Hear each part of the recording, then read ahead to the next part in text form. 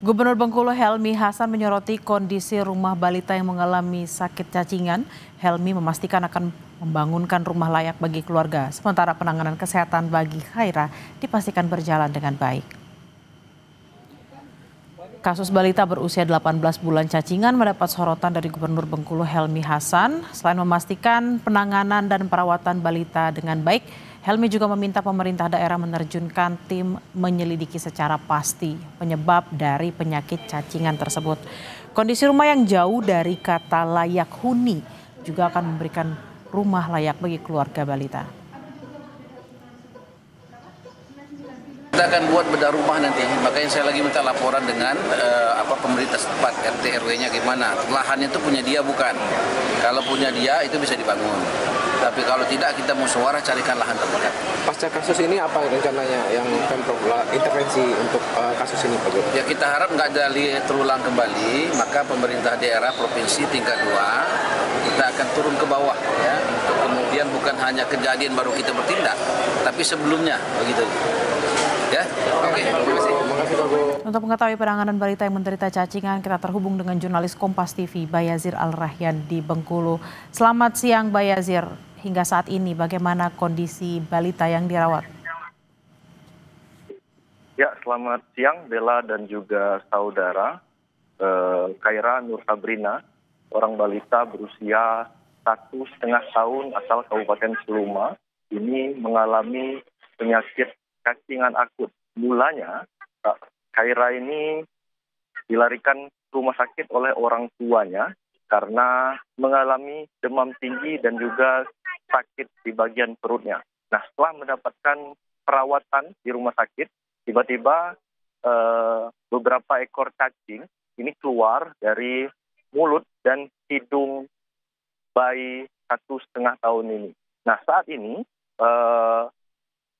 Khaira sendiri sudah dirujuk ke Rumah Sakit M. Yunus Bengkulu untuk perawatan lebih intensif. Melihat kondisi di RSUD sebelumnya terkendala alat, Khaira langsung dirujuk untuk mendapatkan penanganan dari dokter spesialis anak. Nah, kami mendapatkan informasi dari Dinas Kesehatan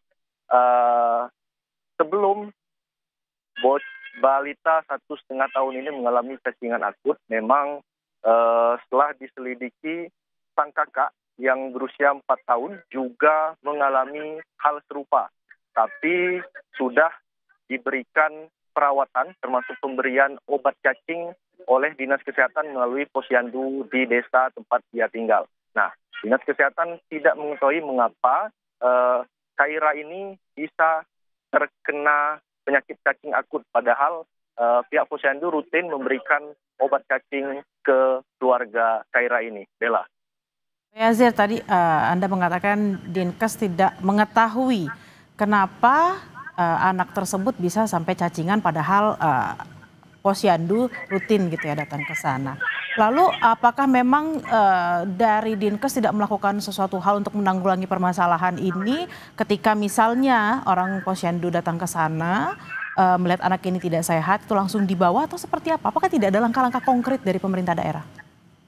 Ya, Dinas Kesehatan memang melalui posyandu sudah rutin memberikan obat cacing karena semenjak sang kakak dari Khaira ini terkena cacing seperti dirinya, jadi Dinas Kesehatan melalui posyandu rutin memberikan obat cacing langsung kepada orang tua Khaira ini.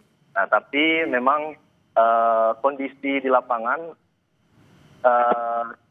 Dinas Kesehatan tidak mengetahui apakah obat cacing yang diberikan oleh pihak posyandu itu diberikan orang tuanya ke balita itu atau tidak. Barulah setelah kasus ini mencuat, Khaira langsung mendapatkan penanganan medis dan sepenuhnya pengobatan Khaira ini ditanggung oleh pemerintah. Bella.